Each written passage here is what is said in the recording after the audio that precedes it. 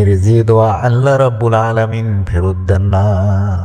লা ইলাহা ইল্লাল্লাহু ওয়াহদাহু লা শারীকা লাহু লাহুল মুলকু ওয়া লাহুল হামদু ওয়া হুয়া আলা কুল্লি শাইইন কাদির। সুবহানাল্লাহি ওয়ালহামদুলিল্লাহি ওয়া লা ইলাহা ইল্লাল্লাহু ওয়াল্লাহু আকবার ওয়া লা হাওলা ওয়া লা কুওয়াতা ইল্লা বিল্লাহ। রাসূলুল্লাহ সাল্লাল্লাহু আলাইহি ওয়াসাল্লাম বলেছেন, যখন তোমাদের কেউ রাতে জেগে আল্লাহর দরবারে দোয়া করে, আল্লাহ তাআলা তার দোয়া কবুল করেন। আর যদি ওই ব্যক্তি উজু করে এবং নামাজ আদায় করে, তবে সে নামাজও কবুল হয়।